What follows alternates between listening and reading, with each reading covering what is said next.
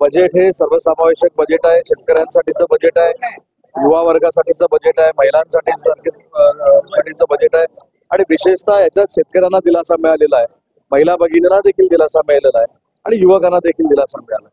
जी विकासाची खरी दिशा आहे ती पकडण्याचा निर्णय आजच्या बजेटनं झालेला आहे. विरोधकांनी किती जरी टीका केली, मला असं वाटतं की त्याच्यामध्ये काय अर्थ आहे असं मला वाटतं. असं विरोधाला म्हणे शेवटचा अर्थसंकल्प बजेट बनणार आहे या सरकारचा, काय वाटतं? नाही, विरोधकांनी काय बोलावं याच्यापेक्षा विरोधी पक्ष नेते बजेट मांडताना सभागृहामध्ये देखील नव्हते. त्याच्यामुळे जनतेच्या विकासाचं किती प्रायोरिटी विरोधकांना आहे हे आज महाराष्ट्राला कळलेलं आहे. त्याच्यामुळे त्याच्यात जास्त काय बोलायचं. असं दुधाला भाव मिळत नाही या संदर्भात बाहेर शेतकऱ्यांनी आज आंदोलन केलं आंदोलन केलं आहे. काय वाटतं त्यांना? दुधाच्या भावाच्या संदर्भामध्ये देखील आज निर्णय झाला. 5 रुपयाची जी सबसिडी होती ती कंटिन्यू करण्याचा निर्णय झालेला आहे.